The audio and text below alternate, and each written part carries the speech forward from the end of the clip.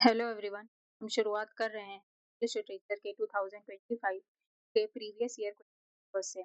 इन questions की practice से हमें बोर्ड्स में बेहतर परफॉर्म करने में मदद मिलेगी। सबसे पहला क्वेश्चन है, what does Antony describe as the bleeding piece of earth? इसका करेक्ट ऑप्शन है option number D, Caesar's lifeless body covered in blood. यहाँ पर एंटनी सीजर की डेड बॉडी को धरती के एक ऐसे टुकड़े से कंपेयर कर रहा है जिससे खून निकल रहा हो। एंटनी इस सेंटेंस से अपना सौरो और गुस्सा एक्सप्रेस कर रहा है। Question number 2, what does when Brutus says ambition debt is paid he means that? इसका करेक्ट ऑप्शन है option number A, Caesar's greed for power and position had resulted in his death. Brutus जो कि mastermind था scissor के assassination में, अपने action को justify करते हुए ये बोल रहा है कि सीजर को मारना जरूरी था क्योंकि सीजर की लालच सत्ता के लिए बढ़ती ही जा रही थी। Question number 3. After Antony's following Caesar's assassination, the angry mob kills. इसका करेक्ट ऑप्शन है option number B, Cinna the poet. Antony अपनी स्पीच से पब्लिक को कन्विंस करने की कोशिश कर रहा है कि सीजर पावर हंग्री नहीं था, बल्कि सीजर के मन में क्राउन के लिए लालच नहीं था।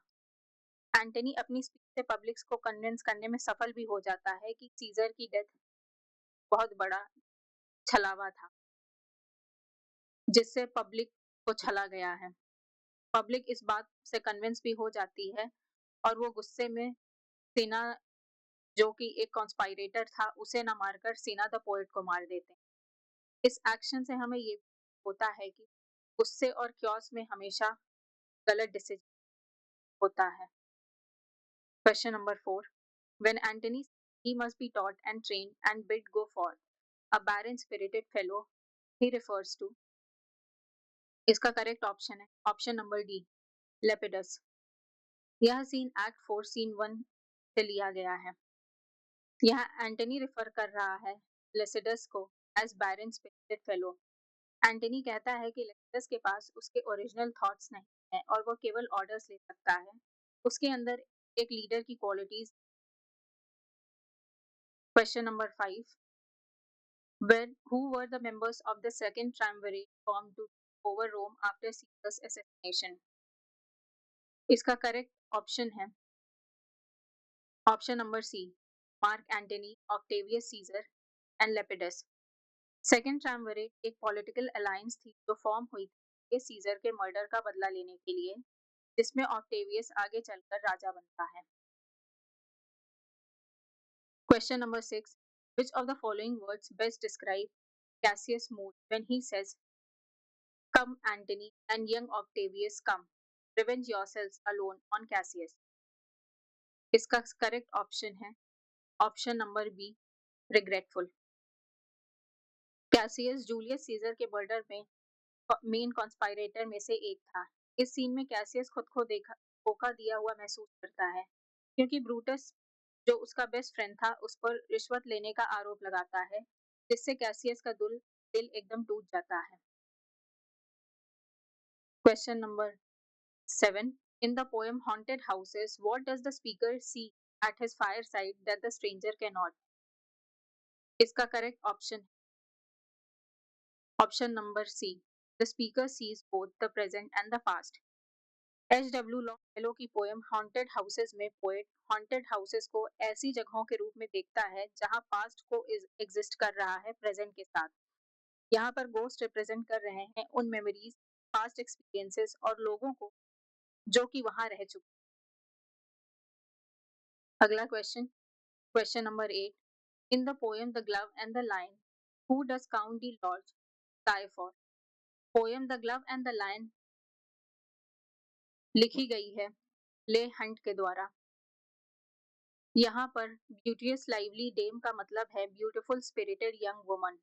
यहाँ पर count the loss tide for beautiful proud lady whom he love, जो कि काउंट द लॉर्ज का डिवोशन टेस्ट करने के लिए अपना ग्लव्स लाइन के डेन में फेंक देती है। काउंट द लॉर्ज इस टास्क में सक्सेसफुल भी हो जाता है, लेकिन बाद में वह ग्लव्स लेडी के पास फेंक देता है क्योंकि उसे यह लगता है कि यह तो केवल दिखावा था, ना कि सच्चा प्यार। Question number 9. Select the option that shows the correct relation statements 1 and 2 from Maya Angelou's poem When Great Tree Falls. इसका करेक्ट आंसर है,